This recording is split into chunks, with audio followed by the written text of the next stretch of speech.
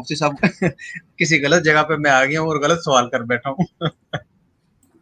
Indian साहब जी भाई, ये कुछ बोल रहे थे स्पेक्टिकल स्पेक्टिकल, मैंने कहा ऋषि भारद्वाज साहब जी। ऋषि साहब क्या हाल चाल है? मैं अच्छा हूँ, आप कैसे हैं सर?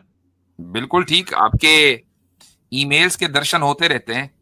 हाँ हाँ हाँ, वही कभी कभी जो पॉइंट पे इख्तलाफात होते हैं तो फिर मैं कर देता हूँ आपको ईमेल कि ये बात हाँ। आपने गलत कही, ये बात आपने गलत कही। वही मसरूफ रहता हूँ तो स्ट्रीम्स में आने का नहीं उतना मिल पाता मौका। काश के आप जिस अंदाज से बात कर रहे हैं उसी अंदाज से ईमेल भी कर दे। ईमेल में थोड़ा टोन डिफरेंट होती है सर, थोड़ा सा मुझे गुस्सा आ जाता है। गुस्सा आ जाता है जी हाँ, गुस्से पर कंट्रोल करना ही तो इंसानियत है। हाँ, वो जरूरी बात। अच्छा हजरत, ये सच में ऋषि हैं? नाम इनका ऋषि भारद्वाज है जी। I don't know Rishi in which sense आप कह रहे हैं? जी, फिर तो इजाजत दें कि मैं बात करूं। हमारे ऋषि भाई तशरीफ लाए हैं, जी तो जी मुझे जी, थोड़ा सा चांस दें कि मैं भी जी ऋषि जी। भाई से बात कर लूं। जी इंडियन भाई, कैसे हैं आप? ठीक है, मैं अच्छा हूँ सर, आप कैसे हैं? जबरदस्त। आप हमारे सनातनी भाई हैं?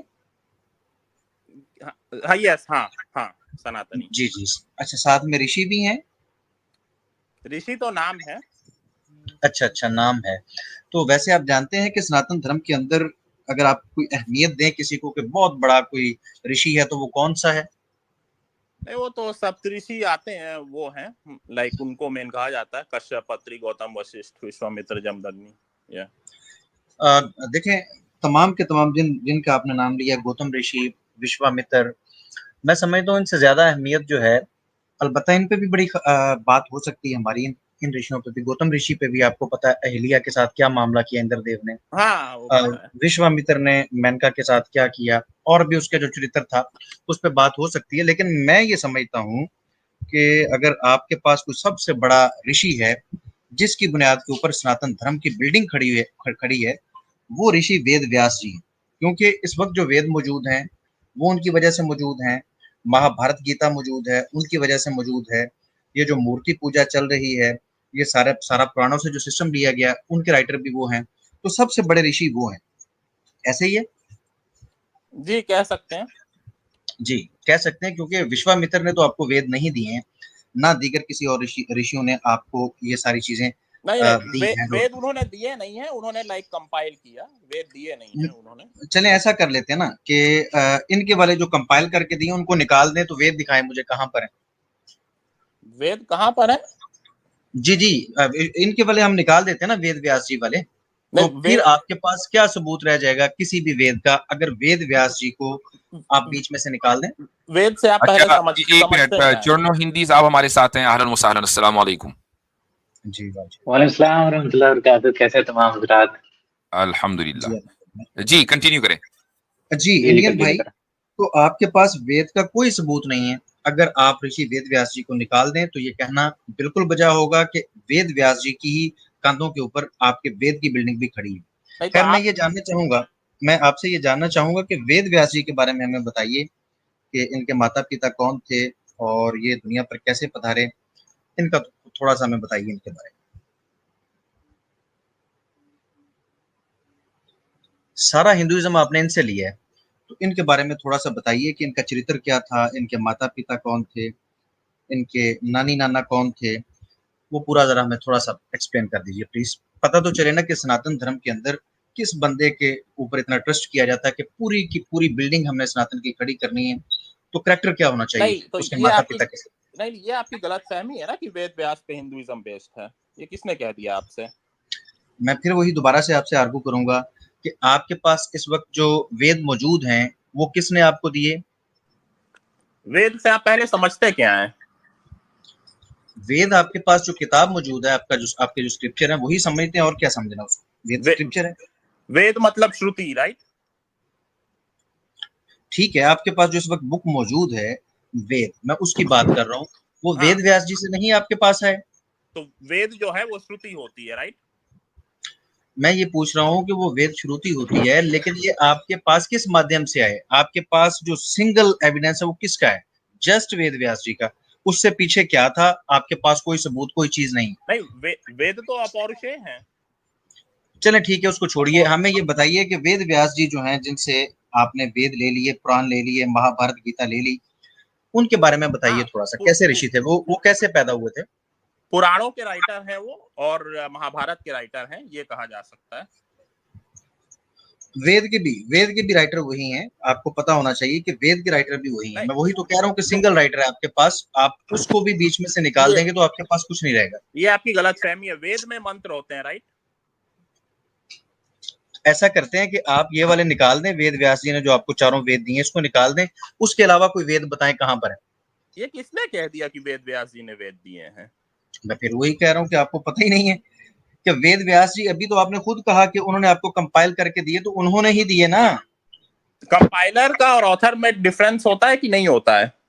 बिल्कुल होता है, लेकिन ऑथर आपके पास कौन है बता दीजिए, ऑथर उसका सबूत दे इसी दीजिए। पे मैं आ रहा हूँ कि हर वेद में मंत्र होते हैं, राइट? और हर मंत्र का एक ऋषि होता है। ये आप पढ़ सकते हैं अनुक्रमणिका में। जब आप जाएंगे तो उसमें हर मंत्र का जो ऋषि है वो लिखा रहता है कि इस मंत्र का ये ऋषि है, इस मंत्र का ये ऋषि है, ऐसे करके। मैं ये तस्लीम करता हूँ, लेकिन मसला ये है कि आप समझ नहीं रहे कि उन सब ने जो मंत्र दिए आप तक लिखित फॉर्म में किसने पहुंचाए, किसने गवाही दी कि ये उन्होंने कहा था? नहीं, वेद व्यास जी नहीं ना। नहीं, लिखित फॉर्म में तो वेद जो है कुछ ही 100 साल पहले आए हैं। उसके पहले तो ओरल ट्रेडिशन हुआ करता था। ऋषि वेद व्यास जी ने आपको लिखित फॉर्म में ये दिए हैं, आपको पता नहीं फिर क्या कंपाइल करके दिया था उन्होंने आपको? लिखित फॉर्म में नहीं दिए हैं उन्होंने वेद। अच्छा, मतलब दिए कि उन्होंने? अली भाई एक इस तरह से पूछ लेते हैं, इंडियन भाई आप ये बता दीजिए कि जो श्रुति आई थी, वेद की जो श्रुति आई थी, जो ब्रह्म से ज्ञान आया था ऋषियों के पास, वो आप तक किस प्रकार पहुंचा है? अगर श्रुति में मौजूद है तो उसकी चेन ऑफ नरेशन बताएं। हाँ, ओरल ट्रेडिशन में बताएं तो उसकी चेन ऑफ नरेशन बताएं। जी, मेन सवाल यही है। बताएं तो उसकी चेन ऑफ नरेशन बताएं।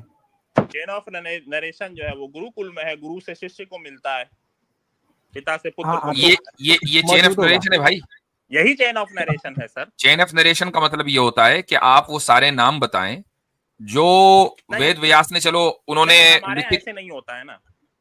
व्हाट डू यू मीन हमारे यहाँ? मतलब यही होना चाहिए, नहीं तो ऐसा ही होना चाहिए। नहीं तो जो, क्योंकि अगर आपको नाम ही नहीं पता तो आप ये कैसे कह सकते हैं कि ये ओरल ट्रेडिशन आया है? वैदिक परंपरा है, उसमें पिता से पुत्र को, गुरु से शिष्य को जो है वो दिया तो वो कौन पिता, कौन पुत्र और कौन गुरु, कौन शिष्य है, वो आप वो तो बताएं ना। आप गुरुकुलों में जाके आप देख लीजिए, इतने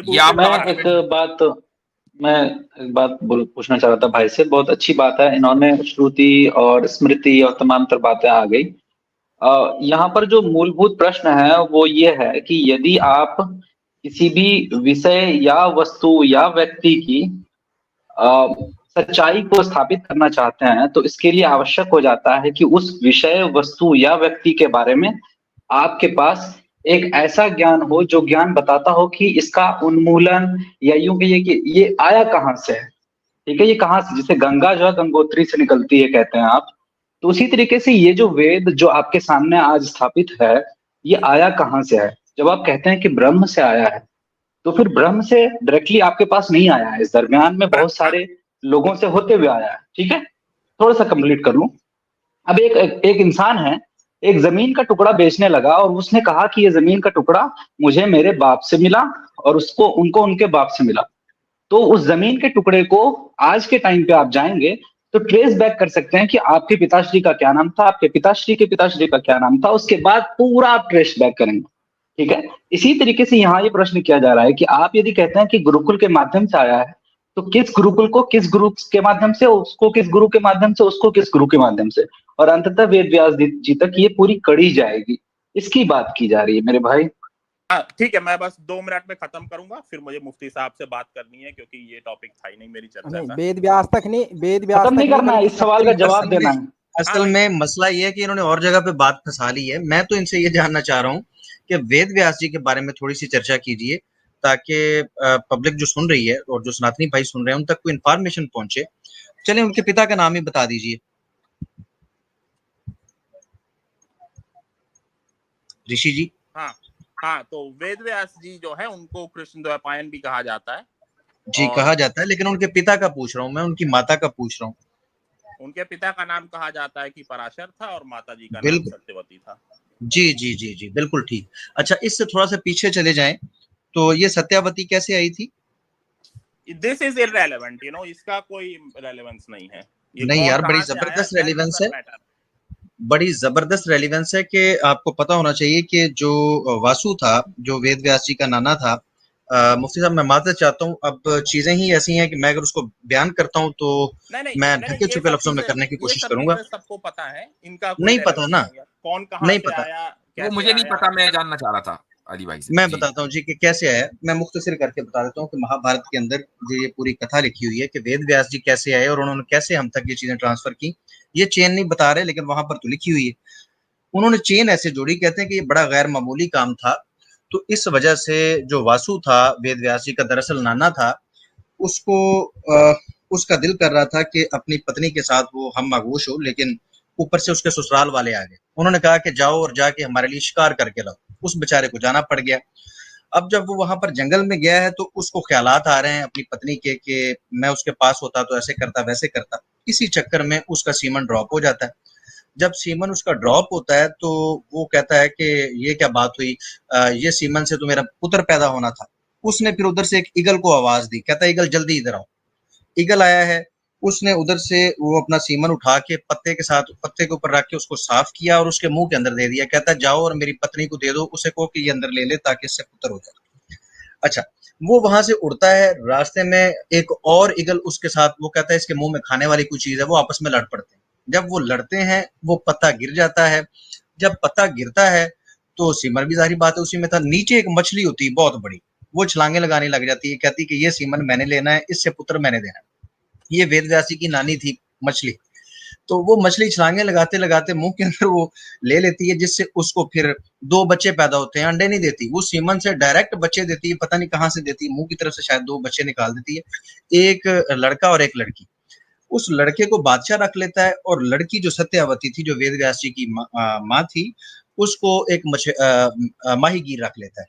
वो उसको पालता है, बड़ा करता है, और बड़ा करने के बाद एक दिन वो कश्ती चलाने के लिए, क्योंकि वो मल्लाह था, तो वो कहता है कि अब दोपहर का वक्त है, मैं थोड़ी सी रेस्ट कर रहा हूँ, तो मेरी बेटी तुम जरा ख्याल करो। अब तुमने यहाँ पर मुसाफिरों को इधर से दरख्त के अपना दरिया की दूसरी साइड पे लेके जाना है। इतने में वेद व्यास जी के पिताजी आ जाते हैं और वो कश्ती में बैठ जाते हैं, और कश्ती में बैठे बैठे कहते हैं कि जी मेरा अब मूड बन गया सनातन की प्रैक्टिस करने का, तो तुम कश्ती के अंदर ही लेट जाओ। वो कहती है कि वो कोई मसला नहीं है, लेकिन इधर उधर कुछ लोग मौजूद हैं। ये नहीं कह रही कि मैं ऐसा नहीं करना चाहती और मुझे ऐसे काम से लज्जा आती है या मुंह काला ही करना है तो हम दरिया की दूसरी तरफ चले जाते हैं। कहती है कि काम तो इधर ही होना चाहिए, लेकिन ना ये लोगों का कुछ कर दो। और दूसरा ये कि अगर मुझे बच्चा होने वाला हो गया तो फिर क्या होगा। तो ऋषि जी कहते हैं कि कोई मसला नहीं, बच्चा होने वाला हो भी गया ना तो बच्चा मैं तुम्हें ऐसा दे के जाऊंगा कि सारी दुनिया याद रखेगी। तो खैर वो उधर ही ये काम होता है और ऋषि जी उसके बाद अपना काम करके निकल जाते हैं और वेद व्यास जी दुनिया पे इस तरह तशरीफ लाते हैं। और वेद व्यास जी का अपना जो करैक्टर है वो भी इससे मुख्तलिफ नहीं है, बहुत अजीब व गरीब अगर बयान किया जाए तो अली लोग भाई जिस तरह फिल्में बन रही है, मेरे ख्याल से वेद व्यास फाइल्स के नाम से एक मूवी बन सकती है। जी बिल्कुल बन सकती है। वेद व्यास जी का यहाँ से अगर चरित्र देखा जाए, उनका हुलिया हजरत ये था, एक दफा उनको नियोग की ऑफर की गई और नियोग वाली जो लड़कियां थी बेचारी बेहोश हो गई वेद व्यास जी को देख के, लेकिन इन्होंने उनको छोड़ा नहीं।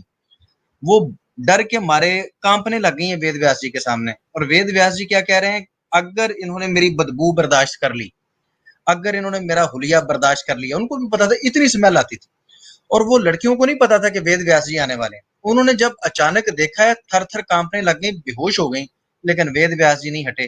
कहते हैं कि मैं तो अब आ गया हूँ, तो मैं तो जैसे जैसे तैसे बच्चा दे के जाऊं। और इस तरह की वेद व्यास जी की हरकतें रही हैं ओवरऑल। जी ये था थोड़ा सा इंट्रो, ये नहीं करवा रहे थे, चले मैंने कहा मैं खुलासे के तौर अच्छा पर हुआ। तो ऋषि भाई यानी अगर समझ लीजिए कि जो मेन कंपाइलर हैं उनका ये कैरेक्टर और किरदार है, तो फिर बहुत सारी चीजें मशकूक हो जाती हैं। So that is irrelevant, you know. चले खैर, आपके नजदीक इररिलेवेंट है, लेकिन अगर आप ये समझते हैं कि जो वेद व्यास तक पहुंचे हैं वो ऑथेंटिक चेन से पहुंचे हैं, तो उसमें वेद व्यास का खुद बहुत ऑथेंटिक होना जरूरी है, जबकि वो खुद ही, मतलब अगर किसी का कैरेक्टर का मसला हो तो फिर वो ऑथेंटिक नहीं रहा ना। तो आप कैसे ट्रस्ट कर सकते हैं उस आदमी के ऊपर कि उसने आपको जो कुछ दिया है वो उसमें कोई मिलावट नहीं थी? देखिए, ये सब जो है कहानियां हैं, ये कितनी ऑथेंटिक है कितनी नहीं है ये नहीं पता। पुराण जो है वो कोई ऑथेंटिक स्क्रिप्चर्स नहीं है। पुराणों में जो है, मैं पुराणों में से रेफरेंस नहीं दे रहा, मैं मानना चाहता हूँ पुराणों में से रेफरेंस नहीं दे भविष्य रहा। पुराण अच्छा, आता है, ठीक है। हम थोड़ा सा आगे बढ़ते हैं, एक मिनट रुक जाइए। अब मैं आपसे एक सवाल कर रहा हूं। वो सवाल ये है कि आप वेदों को कितनी अहमियत देते हैं?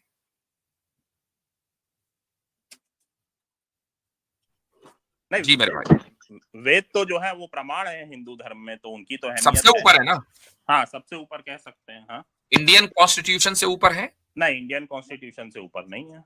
अच्छा, बिल्कुल भी नहीं है। तो इसका मतलब ये हुआ कि फिर वेद सबसे ऊपर नहीं है? नहीं, देखिए, हाँ, इसी पे मैं आ रहा था क्योंकि मुझे पता था कि आप ये पूछेंगे। तो जो है धर्म से, like I follow Hinduism, but जिसको आप लोग सिस्टम कहते हैं या दीन, देन आई फॉलो सेक्युलरिज्म और इंडियन कॉन्स्टिट्यूशन, ऐसे है। तो आप तो खुद इंडिया में नहीं रहते ना? और यही चीज मौलाना आजाद ने कही थी कि जो हिंदू पुराना जमाना वापस लाना चाहते हैं और जो मुसलमान पुराना जमाना वापस लाना चाहते हैं, ये दोनों ही गलत रास्ते पे हैं। ठीक है, तो एक तो चीज ये है कि किसी को इस वक्त ये नहीं है कि बाकायदा कोशिश चल रही है कि जी मुसलमान पुराना जमाना वापस लाना चाह रहे हैं, मुगल एम्पायर दोबारा खड़ा करना चाह रहे हैं। ऐसी कोई कोशिश मुसलमानों में हो नहीं रही है। हाँ, हिंदुओं में ऐसी कोशिश जरूर हो रही है। नहीं तो आप लोगों का तो पूरा तो हाँ, हमारा ये बात जरूर है, हम ये बात जरूर कहते हैं कि कुरान सबसे ऊपर है, कुरान सबसे ऊपर है। और इंसान, जब कुरान इंसानी लिटरेचर से ऊपर है और कॉन्स्टिट्यूशन को इंसानी लिटरेचर मानते हैं। अब आप मुझे एक बात बताइए कि क्या उस कॉन्स्टिट्यूशन में कोई चीज गलत हो सकती है या नहीं हो सकती? हो सकती है। हो सकती है, ठीक है। अच्छा, वेदों में कोई चीज गलत नहीं हो सकती? नहीं, उसमें नहीं हो सकती है। तो जिसमें कोई चीज गलत नहीं हो सकती वो ऊपर होगा ना उस चीज से कि जिसमें गलत हो सकती है, गलती का इम्कान है। बहुत सारी चीजें हैं जो कि आज की सोसाइटी में एप्लीकेबल नहीं है, यही नहीं, बात ये नहीं हो रही है, बात एप्लीकेशन की नहीं हो रही, बात हो रही है मॉरल ग्राउंड पर कि वेदों में आपके नजदीक कोई चीज गलत नहीं है। कॉन्स्टिट्यूशन में गलती की पॉसिबिलिटी है, तो जिस चीज में गलती नहीं है ऑब्वियसली वो ऊपर होगा, वो ऊपर होगी उस चीज से जिसमें गलती है या गलती की पॉसिबिलिटी है। सिंपल लॉजिक है ना, इसमें कोई मुश्किल नहीं होनी चाहिए समझने में। पर कॉन्स्टिट्यूशन की रेलेवेंस आज वेद से और कुरान से ज्यादा है। हम इसकी बात नहीं कर रहे हैं, हम ये कह रहे हैं कि सुपीरियर क्या है। धार्मिक मामलों में सुपीरियर जो आपका धार्मिक ग्रंथ है वो है, और पॉलिटिकल मामलों तो भाई अगर ट्रैफिक लॉज हैं तो ट्रैफिक लॉज के बारे में मुसलमान कॉन्स्टिट्यूशन ही को फॉलो करते हैं। बस मान लीजिए अगर किसी को कहीं चोरी हो गई, तो चोरी का जो भी कानून इंडिया, पाकिस्तान, दुनिया के किसी मुल्क में, यूएस में आप रहते हो, कहीं भी रहते हो, आप वहां के लॉ को फॉलो करेंगे। आपसे ये किसने कहा है कि मुसलमान ये कहते हैं कि हम लोकल लॉ को फॉलो नहीं करेंगे? नहीं, मसलन आप ही तो कहते हैं ना कि सेक्युलरिज्म कुफ्र है। सेक्युलरिज्म, अगर मान लीजिए, सेक्युलरिज्म से वैसे डिफाइन करिए उसको, सेक्युलरिज्म क्या चीज है? नहीं, आपका ही वीडियो आया था जिसमें आपने कहा था कि दो टाइप का सेक्युलरिज्म होता है, एक फ्रेंच सेक्युलरिज्म और एक यूएस सेक्युलरिज्म, और जो है ये कुफ्र हैं दोनों ही। नहीं, सेक्युलरिज्म आपके नजदीक क्या है? सेक्युलरिज्म मेरे नजदीक तो ये है कि जो स्टेट है वो किसी भी रिलीजियस बुक के ताबे नहीं है, और वो कोई भी रिलीजियस बुक के अगेंस्ट लॉस बना सकता है। हाँ, तो ठीक है। अब अगर आप देखें, आपकी जो फिक्र है ना, उसमें जो प्रॉब्लम है वो ये कि एक तरफ आप ये कहते हैं कि रिलीजियस मामलों में हम वेदों को सबसे ऊपर रखते हैं, ठीक है।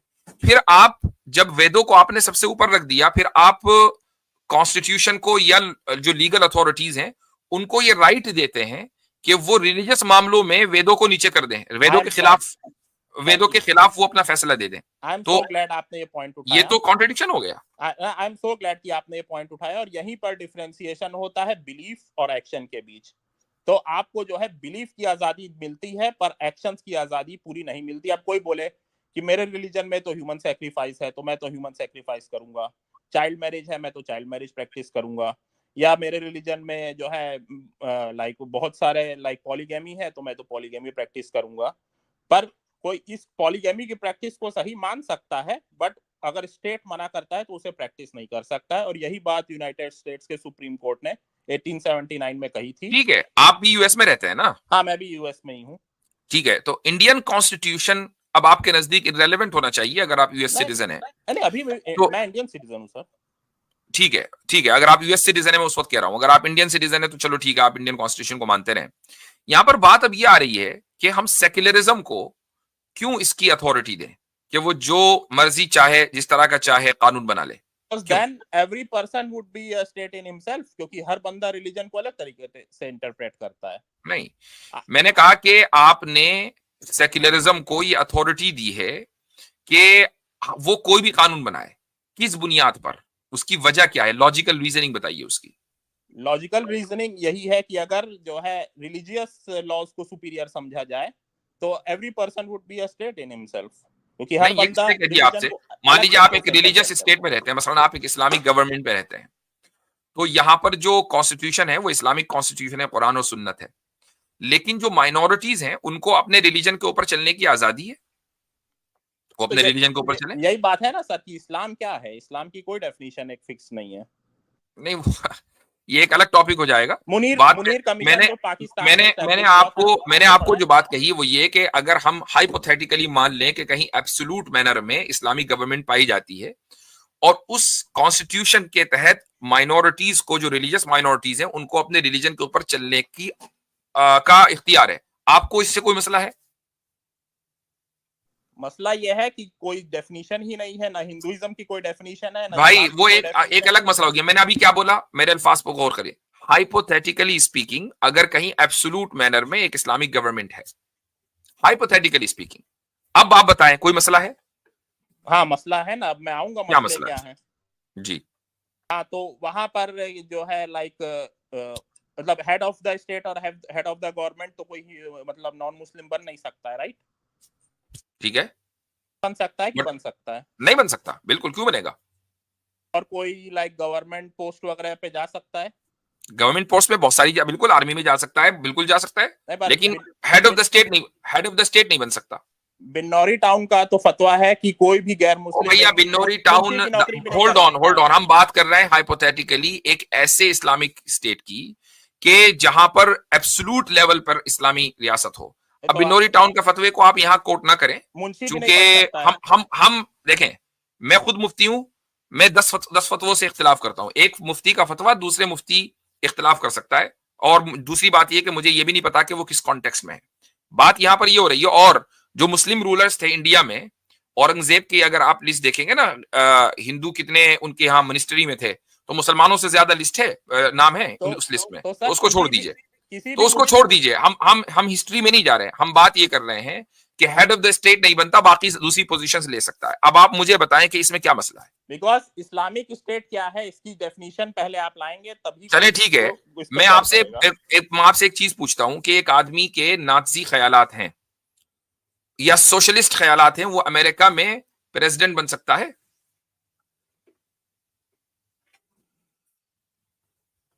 क्यों? सोशलिस्ट होने का तो जो है लगाया जाता है इल्जाम, ओबामा पे भी, बाइडेन पे भी इल्जाम, और इस इल्जाम इसलिए लगाया जाता है ताकि इनको डिस्क्वालीफाई कर दिया जाए। लेकिन इमेजिन करें कि अगर ओबामा या उससे पहले जो भी दूसरे लोग थे वो ये कहें, मसलन वो था एक नाम से लिया, वो प्रेसिडेंशियल रेस में शामिल हुआ था, हाँ नहीं, अभी हाल फिलहाल में ही, तो एनीवेज, तो उसके ऊपर जो है ये इल्जाम लगा था कि वो सोशलिस्ट है और उसने उसका इनकार किया। इमेजिन करें कि अगर कोई ये मान ले कि हाँ जी मैं सोशलिस्ट हूं और मैंने नाज़ी पार्टी ज्वाइन नहीं की, लेकिन फाशिज्म बहुत अच्छी चीज है, मैं फाशिस्ट भी हूं, तो मुझे बताएं कि क्या वो प्रेसिडेंट बन सकता है? जी देखिए, यूएस कॉन्स्टिट्यूशन में तो ऐसी कोई मुमानत है नहीं। हाँ, पर उसे जो है लोगों का सपोर्ट नहीं मिलेगा। नहीं, मुमानत है, बात तो यही हो रही ना कि आप नाज़ीज़म से, भाई अगर आपने कभी यूएस सिटीजनशिप अप्लाई करेंगे ना, तो जब उस फॉर्म को भरेंगे ना, तो उसमें आपको ये लिखना पड़ेगा कि मेरा नाज़ियों से कोई ताल्लुक नहीं है, उसमें लिखना पड़ेगा, तब आपको सिटीजनशिप मिलेगी। जी हो सकता है, इसके बारे में मुझे मालूमात नहीं है। तो एक सेक्युलर नेशन में भी इस बात की गुंजाइश नहीं होती। आप ये कहते हैं कि सेक्युलर जो है वो बहुत ज्यादा ओपन होता है, मजहब के मामले में ओपन होता है कि आप अपने मजहब, जिस मजहब पर भी चाहे अमल करें, लेकिन जैसे ही सेक्युलरिज्म के मुकाबले में जो उसकी आइडियोलॉजी है, जैसे मसलन सेक्युलरिज्म की बैकबोन क्या है? कैपिटलिज्म है ना, जो उसकी बैकबोन है। नहीं, ऐसा जरूरी नहीं है। मैं आज के दौर में बात कर रहा हूं, अमेरिका में जो सेक्युलरिज्म है, फ्रांस में कैपिटलिस्ट सोसाइटीज है ना। हाँ, जैसे इंडिया में जवाहरलाल नेहरू से बड़ा सेक्युलर कौन हुआ है? पर अब मुझे एक बात नहीं, मैं आज के दौर की बात कर रहा हूं। अब आप मुझे बताएं कि इन कैपिटलिस्ट सोसाइटी में, जिस तरह सेक्युलरिज्म है किसी में, कैपिटलिज्म भी है किसी में, एक इस कैपिटलिस्ट सोसाइटी में आप जरा सोशलिज्म को इंट्रोड्यूस करा कर देखें, नहीं करा सकते आप। हाँ, उसको लोग अपोज करेंगे। हाँ। तो ये जो आप, यानी सेक्युलरिज्म में भी अपोजिशन है ना। आप सेक्युलरिज्म में जो चाहे नजरिया नहीं रख सकते, जो चाहे प्रैक्टिस नहीं कर सकते, हर जगह रिस्ट्रिक्शंस हैं। तो आप ये ना कहें कि जी सेक्युलरिज्म में बड़ी आजादी है और मजहबों के अंदर मसला है। प्रैक्टिस पे तो 1980s में मैं एक बात सब आपको ज्यादा पता होगा, 1980 70 जब कोल्ड वॉर चल रही थी, अगर यूएस में पता भी लग जाता था ना किसी को कि ये कम्युनिस्ट है, वो गायब हो जाता था दूसरे दिन। जी जी जी, बिल्कुल ऐसा ही है। जी, ये तो मैंने भी पढ़ा है। बिल्कुल ऐसा ही है। और आज भी अगर आप मान लीजिए, मैं थोड़ी देर के लिए आप मसलन किसी सेक्युलर कंट्री में रहते हैं, मसलन इंडिया में एक सेक्युलर नेशन है, एक आदमी ये कहता है कि वो खिलाफत की बात करता है, तो उसको एनआईए उठा लेगी? नहीं, तो मैं इससे एग्री नहीं करता हूं ना। नहीं, वो आपके आपके और मेरे एग्री डिसएग्री करने, हम बात कर रहे हैं इज्म्स की, हम आइडियोलॉजीज की बात कर रहे हैं। आपने एक आइडियोलॉजी को दूसरी आइडियोलॉजी से कंपेयर किया है, तो हमें ये देखना है कि आप एक आइडियोलॉजी जिसको सुपीरियर मान रहे हैं, उसके अंदर क्या प्रॉब्लम्स हैं। सुप्रीम कोर्ट ने भी कहा है कि खालिस्तान की बात आप पीसफुली कर सकते हैं, ये कहा है सुप्रीम कोर्ट ने खुद। हाँ, लेकिन पाकिस्तान की बात आप पीसफुली भी नहीं कर सकते, बात तो ये है ना। अब जी ये सब पॉलिटिक्स है, तो इसमें कोई वो नहीं है। मैं जहां तक मेरा ये मानना है, तब तक कोई हथियार उठाने की बात ना करे। नहीं, हम हथियार उठाने की बात ही नहीं कर रहे हैं। तब तक सब हथियार उठाने, देखें, हथियार उठाने के खिलाफ हम आपसे पहले हैं। बात ये हो रही है कि अगर कोई मसलन एक सेक्युलर निजाम में रहते हुए खिलाफत की बात करता है, ठीक है, कि जी खिलाफत होनी चाहिए इस बुनियाद पर कि खिलाफत में जस्टिस ज्यादा है, सेक्युलरिज्म में नहीं है, तब भी सेक्युलरिस्ट उसको बर्दाश्त नहीं करते। नहीं करना चाहिए बर्दाश्त। हाँ। तो नहीं करते नहीं है, मैं उसकी बात कर रहा हूं ना। आपने एक आइडियोलॉजी को दूसरी आइडियोलॉजी से कंपेयर किया है, आपकी पर्सनल ओपिनियन की बात नहीं हो रही है यहां पर, ठीक है। यहां पर्सनल लेवल पर कोई गुफ्तगू नहीं हो रही है, आइडियोलॉजीज के दरमियान कंपैरिजन हो रहा है। इसलिए मैं ये कहता हूं कि आप जब एब्सोल्युटली ये स्टेटमेंट देते हैं ना कि कॉन्स्टिट्यूशन सबसे ऊपर है जो रिलीजियस स्क्रिप्चर से भी, तो फिर आप इंसाफ नहीं कर रहे हैं। ये सारी बात चूंकि ईमेल्स पर नहीं हो सकती थी, इसलिए आप यहां आ गए। अच्छा हुआ ये इस तरह की गुफ्तगू आमने सामने बैठकर होती है। नहीं, तो आप भी तो कहते हैं ना कि रिलीजियस स्क्रिप्चर ऊपर है कॉन्स्टिट्यूशन से, तो ठीक है, वो आपका पॉइंट ऑफ व्यू है, ये मेरा पॉइंट ऑफ व्यू है, बस। बिल्कुल ठीक है, अगर यही आप इसी में खुश रहना चाहें तो फिर मेरे ख्याल से तो गुफ्तगू करने की कोई जरूरत ही नहीं है। नहीं, तो ये आपका पॉइंट ऑफ व्यू है, बट मैं उससे आपसे गुफ्तगू इसलिए हो रही है कि आप मुझे हफ्ते में ऑन एन एवरेज एक ईमेल करते हैं इस बात पे, ठीक है, इतने ईमेल करते हैं आप। तो अब इसका मतलब क्या है, आप ये चाह रहे हैं कि आपकी बात को कबूल किया जाए, जब तो ईमेल पे ईमेल्स आ रहे हैं ना। अब जब आपके पास कोई जवाब नहीं रहा तो आप ये कहते हैं नहीं आपकी बात मेरी बात मेरे साथ, आपकी बात आपके साथ, तो भाई इसका जवाब दे फिर, वरना फिर ईमेल करना छोड़ो। मैं अपने पॉइंट ऑफ व्यू को सही समझता हूँ, आपके पॉइंट ऑफ व्यू को मैं सही नहीं समझता। ऑब्वियसली बात है, मैं ये नहीं कह रहा हूं कि आप अपने मेरे पॉइंट ऑफ व्यू को सही समझें। बात यह है कि अगर आप अपने पॉइंट ऑफ व्यू को सही समझते हैं और चाहते हैं कि हम उसे तस्लीम करें, और इसीलिए आप हमें उसको बार बार ईमेल करते हैं, तो अब जब हमने आपके पॉइंट ऑफ व्यू के अंदर जो फ्लॉज और जो एरर्स हैं, जो प्रॉब्लम है, उसको साबित किया, तो आपके पास सिर्फ ये डिफेंस है कि नहीं बस मेरे नजदीक ठीक है। That's not how you have a conversation. नहीं, तो मैंने तो आपसे क्लियर कर दिया ना कि एक्शंस और बिलीफ्स में फर्क समझना चाहिए। अब मसलन कोई बोले कि ह्यूमन सैक्रिफाइस मेरे रिलीजन का हिस्सा है, ठीक है, तो नहीं, मैं एक बात बताता हूं, देखिए सुन लीजिए, एक्शन अगर क्या किसी चीज के ताल्लुक से बात करने को आप एक्शन मानते हैं, या अभी आप इसको बिलीफ ही मानते हैं? बात करने में तो कोई आपत्ति नहीं है, बात करने में ही आपत्ति है सेक्युलरिज्म में। बात यही हो रही है बस, तो आप सेक्युलर निजाम में, आप फ्रांस में, मसलन फ्रांस जो है सेक्युलरिज्म का समझ लीजिए कि वो सबसे बड़ा टेम्पल है, ठीक है, वहीं पर सारा फ्रेंच रेवोल्यूशन और क्या क्या, भाई दो ही तो है ना, अमेरिकन रेवोल्यूशन हुआ और फ्रेंच रेवोल्यूशन हुआ, सेक्युलरिज्म इन दोनों की शादी से बना है। तो फ्रांस में जरा आप सेक्युलरिज्म के बारे में उसके खिलाफ बात करके दिखाएं। मैं अगर फ्रांस जाऊं ना और जाकर ये कह दूं कि सेक्युलरिज्म बहुत खराब चीज है, तो अगर मैं फ्रेंच सिटीजन नहीं हूं तो नेक्स्ट टाइम मुझे फ्रांस में एंट्री नहीं मिलेगी, मुझे डिपोर्ट कर दिया जाएगा। नहीं तो और अगर होल्ड ऑन, और अगर फ्रेंच सिटीजन हूं और नेचुरलाइज्ड तरीके से, नहीं वहां का बॉर्न नहीं हूं, मतलब मोराको इधर उधर से कहीं आए हो, तो मुझे वापस अपने मुल्क भेज दिया जाएगा। तुम निकलो, तुमने सेक्युलरिज्म के खिलाफ बात कैसे कर ली? एक्शन की बात नहीं हो रही भाई। होलोकॉस्ट डिनायल और कई सारे मसले हैं, पर मैं इंडियन कॉन्टेक्स्ट में बात कर रहा हूं कि तो मतलब इवन भाई इंडियन जो कॉन्स्टिट्यूशन है वो भी वेस्टर्न कॉन्स्टिट्यूशन से ही इंस्पायर्ड है। कोई नेताजी जो है वो, नहीं क्या नाम उनका, अम्बेडकर जी जो है वो अपने घर से नहीं लाए थे, उन्होंने वेस्टर्न कॉन्स्टिट्यूशन को ही पढ़कर बनाया था ना। इंस्पायर्ड है, इस बात में कोई डाउट नहीं है, पर जो इंडिया और चूंकि कॉन्स्टिट्यूशन में तब्दीलियां होती रहती हैं, अमेंडमेंट्स होते रहते हैं, तो एट दिस प्रेजेंट मोमेंट हो सकता है कि आपको बजाहिर कोई ऐसा एरर नजर ना आ रहा हो, लेकिन आज से 100 साल के बाद इंडियन कॉन्स्टिट्यूशन की वो सूरत हाल ना हो जो आज है, वही वाली हो जो फ्रांस में हो। और जो तब्दीलियां, जो अमेंडमेंट्स जो होते हैं वो माइनर अमेंडमेंट्स होते हैं। जो बेसिक स्ट्रक्चर है कॉन्स्टिट्यूशन का वो नहीं चेंज कर सकता कोई, कि डेमोक्रेसी को हटा के जो है कोई मोनार्की ले आए, या सेक्युलरिज्म को हटा के कोई मनुस्मृति ले आए, इस टाइप के जो है, इसीलिए अमेंडमेंट कहा जाता है। भाई ऐसा हो रहा है, आपको शायद पता नहीं है कि आपको पता नहीं। अच्छा, कितने ही ऐसे लीडर्स हैं जिन्होंने बात कह दी है कि हम संविधान को पूरी तरह चेंज करना चाहते हैं। राइट। नहीं, मैं ये कहता हूं कि सही मुस्लिम साहब, मैं ये कहता हूं कि डेमोक्रेसी का मतलब क्या है? अक्सरियत, मेजोरिटी का रूल ना। क्यों भाई इंडियन साहब, मेजोरिटी का रूल, डेमोक्रेसी की वैल्यू मेन तो यही है ना कि मेजोरिटी जो चाहे वो हो। हाँ, कह सकते हैं, पर पूरी तरह से नहीं। मेजोरिटी मसलन 2/3 से ज्यादा मेजोरिटी इंडिया की ये चाहे कि मनुस्मृति आएगी जी, नहीं हो सकता है। क्यों नहीं हो सकता?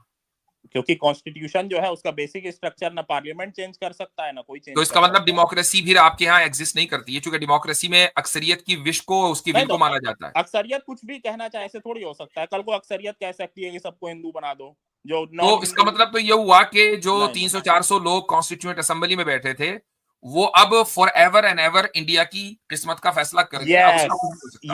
यस। तो हम उन 300-400 लोगों को इतना सुपीरियर मान लें कि करोड़ों अरबों लोग जो तारीख में आएंगे, उन सबसे ज्यादा अहमियत उनकी है, तो फिर डेमोक्रेसी के चिल्लाने से क्या फायदा, अगर अक्सरियत की राय कभी चलेगी नहीं। कॉन्स्टिट्यूशनल डेमोक्रेसी यही तो होती है ना सर। हमारे यहाँ कॉन्स्टिट्यूशन सुप्रीम है, जैसे ब्रिटेन में पार्लियामेंट सुप्रीम है। पार्लियामेंट कोई भी लॉ बना सकती है और उसको चैलेंज नहीं किया जा सकता है। हमारे यहाँ कॉन्स्टिट्यूशन सुप्रीम है। पार्लियामेंट अगर कोई लॉ बनाएगी तो उसका जुडिशियल रिव्यू सुप्रीम कोर्ट करेगा, और अगर उसको अनकॉन्स्टिट्यूशनल लगेगा तो supreme court will struck it down. जैसे एनजेएसी को 2015 में, नेशनल जुडिशियल अपॉइंटमेंट कमीशन को, दोनों पार्लियामेंट, आप मुझे वो सारी बातें बता रहे हैं कि जो एक डेमोक्रेटिक सेटअप के अंदर होती हैं। मैं तो डेमोक्रेसी के ऊपर जो उसकी बुनियादी वैल्यू है डेमोक्रेसी की, वो क्या है कि जी अक्सरियत का, मेजोरिटी का रूल, मैं उस पर सवाल उठा रहा हूँ। एक तरफ डेमोक्रेसी में मेजोरिटी का रूल है और दूसरी तरफ नहीं है। दूसरी तरफ माइनॉरिटी भी नहीं, माइनॉरिटी यानी 1% भी नहीं, 250, 400, 500 लोग, उन्होंने बैठकर तारीख के तमाम इंसानों का उस मुल्क में जो पैदा होंगे उनका फैसला कर दिया। That's not fair. अच्छा हजरत, एक बात और हमारे इंडियन भाई ने कही कि सुप्रीम कोर्ट के पास जाती है कोई अगर अमेंडमेंट होता है, तो अब तो मतलब सुप्रीम कोर्ट के हाथ में बात चली गई। अगर वो चाहे तो बदल दे, वो ना चाहे तो रहने दे। हाँ, वो अगर कहता है कि ये कॉन्स्टिट्यूशन के अकॉर्डिंग है, सुपीरियर कौन हुआ फिर, कॉन्स्टिट्यूशन या supreme court? Final interpreter of the constitution. चलिए ठीक है, मैं उसको मान लेता हूं कि सुप्रीम कोर्ट जो है वो कॉन्स्टिट्यूशन को इंटरप्रेट करती है, वो मैंने मान लिया। मेरा सवाल यहाँ पर जो प्रोसेस है ना, एक डेमोक्रेटिक सेटअप का में जो प्रोसेस होता है उस पर नहीं है। मेरा जो क्वेश्चन है वो डेमोक्रेसी के ऊपर है कि डेमोक्रेसी में भी मेजोरिटी रूल नहीं है। आपने खुद मान लिया मेजोरिटी रूल नहीं है, और ये तो बहुत अच्छी बात है। मेजोरिटी रूल, अगर कर को मेजोरिटी कुछ भी चाहे तो उसको फॉलो किया जाएगा। अब अगर यही बात अगर हम ये कह रहे हैं कि भाई एक मजहब अगर चाहे, मजहब के मानने वाले के दो लोग उसके मुताबिक फैसला करें, जिंदगी गुजारें, तो आपको प्रॉब्लम है? क्योंकि मजहब क्या है, यही तो सबसे बड़ी प्रॉब्लम है ना। तो जब डेमोक्रेसी अभी तक डिफाइन नहीं कर पाए कि वो क्या है, वो प्रॉब्लम नहीं है। एक तरफ कहते हैं मेजोरिटी रूल, दूसरी तरफ मेजोरिटी रूल नहीं। मजहब क्या है? इस्लाम में तो मुकम्मल डेफिनेशन मौजूद है, इस्लाम क्या चीज है। हाँ, उसकी जो डिटेल्स ऑफ द डिटेल्स हैं, उनमें कहीं इख्तिलाफ हो सकता है। मुनीर कमीशन की रिपोर्ट आप पढ़िए, मुनीर कमीशन की रिपोर्ट आप पढ़िए जो पाकिस्तान में बना था, उसने क्या कहा है। भाई Pakistan is a fail state. Basalat भाई बैठे हुए यहाँ पर, वो खुद बता देंगे कि इस्लामिकली वो एक फेल स्टेट, हम उसको इस्लामी रियासत नहीं मानते। हो सकता है कि नजरियाती तौर पर हो, लेकिन वो अमली और प्रैक्टिकली नहीं है। ठीक है, और पाकिस्तान की मिसाल हमें ना दिया करें, हमारा पाकिस्तान से कोई लेना देना है नहीं, मुसलमान कौन है इसकी कोई डेफिनेशन ही उसने नहीं डिफाइन की मुनीर कमीशन। तो भाई हमें पाकिस्तान में क्या लिखा हुआ है उसके डॉक्यूमेंट में, उससे फर्क नहीं पड़ता, हमें फर्क पड़ता है कुरान और सुन्नत में क्या लिखा हुआ है। हमें मिसाल दिया करे कुरान और सुन्नत से। पाकिस्तान अफगानिस्तान से हमारा कोई लेना देना नहीं है, ठीक है, हमें बताएं कुरान और सुन्नत में क्या लिखा हुआ है। अच्छा इंडियन भाई एक बात बताए कि डेमोक्रेसी जो है वो हाईजैक हो सकती है कि नहीं हो सकती? हाईजैक मसलन किस सेंस में? एग्जांपल देता हूँ आपको, रशिया में, चाइना में। तो चाइना कौन सी डेमोक्रेसी है? चाइना तो डेमोक्रेसी है ही नहीं, कभी तो था ना, कभी तो मॉडल उनके स्टार्ट तो वैसे ही किया था उन्होंने। अच्छा रशिया में क्या हुआ, इलेक्शंस होते थे ना वहां पर, होते थे ना? हाँ होते थे भाई, जब इलेक्शन हो रहा है तो डेमोक्रेसी का एक मॉडल ही तो हुआ ना वो। हाँ वो तो बनाना रिपब्लिक और वैसी डेमोक्रेसीज तो पूरी दुनिया में आपको मिल जाएंगे, बट तो हाईजैक हो गया ना? हुआ ना। हाँ हाईजैक हुआ। अब उसका क्या इलाज है बताओ? अगर हमारे यहाँ ऐसा हो जाए तो उसका क्या इलाज है? फिर आप क्या करोगे? वही क्या करेंगे, लोगों को ही जो है जो सिस्टम बनाया है वो लोगों ने ही तो बनाया है। नहीं, उसका इलाज है फिर इस्लाम। अब ये पर्सनल वो और है। पास्ट में इस्लाम ने ऐसा करके दिखाया है। जब मोनार्कीज थी उसको तोड़ने वाला इस्लाम था। अगर डेमोक्रेसी, अगर आज का जो सेक्युलरिज्म किसी ने इंट्रोड्यूस किया है सही मायने में, तो इस्लाम ने इंट्रोड्यूस किया है। आप मानते क्यों नहीं इस बात को यार? क्यों मुफ्ती साहब क्या कहेंगे? मैं यहाँ पर इंजेक्ट करूंगा ये बात कि आप सही मुस्लिम साहब, मुझे इस टर्मिनोलॉजी से इख्तिलाफ है कि सही मानों में सेक्युलरिज्म अगर किसी ने इंट्रोड्यूस किया तो ठीक है, मैं समझ गया आपकी बात। हाँ आई डोंट नो के, लेकिन जो सेक्युलरिज्म की डेफिनेशन उसका इस्लाम से कोई ताल्लुक नहीं। मुझे पता था मुफ्ती साहब को इख्तिलाफात होंगे इस पर, इसीलिए मैंने कहा कि मुफ्ती साहब इंटरजेक्ट। नहीं, मैं कुछ और सेंस में बात कर रहा था, मैंने सही टर्मिनोलॉजी यूज नहीं की, उसके लिए अपोलॉजी। बट बात तो ये, मोनार्की को तो तोड़ा है। हाँ, वो बात ठीक है, डिक्टेटरशिप और मोनार्की के खिलाफ है। जवाहरलाल नेहरू ने भी कहा था एक बार कि जो है मेजॉरिटी हमेशा सही हो ऐसा जरूरी नहीं है। हाँ, तो अब जब आप खुद ही इस बात को मान रहे हो तो फिर आपकी जो डेमोक्रेसी है वो तो गई तेल लेने। ठीक है, मेजोरिटी हमेशा सही हो ये कोई जरूरी नहीं। मेरा और आपका जो है ना इस पर कोई इख्तिलाफ नहीं है, वी एग्री कि मेजोरिटी हमेशा सही हो कोई जरूरी नहीं है। अब जब आप ये कहते हैं कि सेक्युलरिज्म इसलिए अच्छा है कि उसमें सबकी बातों को माना जाता है, तो फिर मेजोरिटी तो सही हो, इसकी ये कोई तय बात नहीं है। हम जब ये कहते हैं कि एक इस्लामी रियासत है, इस्लामी रियासत दीन के एतबार से चलेगी, दीन का मतलब है कुरान और सुन्नत। पाकिस्तानी डॉक्यूमेंट, अफगानिस्तानी डॉक्यूमेंट दीन नहीं है। दीन का मतलब है कुरान और सुन्नत। कुरान और सुन्नत के एतबार से दीन को मुकम्मल तरीके से डिफाइन किया गया। मुसलमान कौन है, माइनॉरिटीज के राइट्स क्या है, हर चीज को वेल डिफाइन कर दिया गया। उसमें किसी के साथ नाइंसाफी नहीं है। माइनॉरिटी राइट्स तो डिफाइन नहीं है ना? डिफाइन है, आपके अलग हैं, बिनौरी टाउन के अलग हैं भाई। फिर वही बात मैं कह रहा हूं कि माइनॉरिटी राइट्स डिफाइन हैं, पर बिनौरी टाउन तो एकदम बिनौरी टाउन। अच्छा क्या कह रहा है बताओ, उसका फतवा नंबर बताओ मुझे, क्या कह रहा है कि बताओ। मुंशी भी नहीं रखा जाता इस्लामिक रियासत में गैर। अरे मुझे बताइए ना कि उसका फतवा नंबर बताइए। तो मैं मोबाइल पे हूँ तो वो मैं आपको ईमेल करूंगा, वो अभी मैं नहीं दे सकता आपको, मैं ईमेल पे आपको भेजूंगा। चले फिर मेरे हिसाब से मुफ्ती साहब बात हो गई। हाँ बात हो गई है। शेख अहमद सरहिंदी ने भी कहा कि गैर मुस्लिमों को चले, वो जब कहा होगा तो तब देखेंगे। ठीक है इंडियन साहब, हम बात देखें, ये सारी बातें जो है कुरान और सुन्नत से दिखाइएगा मुझको। बाज मर्तबा मुख्तलिफ उलमा अगर बात करते हैं तो वक्ती हालात की वजह से करते हैं।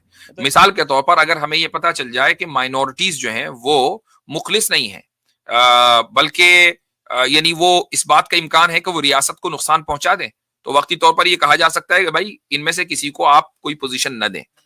ठीक है, चूंकि रियासत को नुकसान या स्टेट को नुकसान नहीं होना चाहिए ना। स्टेट को नुकसान हो जाएगा तो एनार्की फैल जाएगी, हर जगह लोग ब्लडशेड होगा। वक्ती तौर पे रूल्स बदल सकते हैं, वक्ती तौर पर ये इंतजामी है मेरे भाई, ये कॉन्स्टिट्यूशनल नहीं है। ये इंतजामी चीजें जिसका ताल्लुक के माइक्रो मैनेजमेंट से होता है, उन चीजों के अंदर तब्दीली हो सकती है।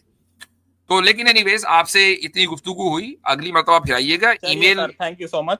ईमेल सुनामी बंद करें, उसका कोई फायदा नहीं है। मैं पढ़ता भी नहीं आपका ईमेल, बस देख लेता हूँ कि हाँ कुछ है। हाँ, नहीं, मैं आपको अपना व्हाट्सएप नंबर भेज दूंगा, तो फिर जो है तो चले ठीक है, ओके। चलिए, thank you sir, thank you so much.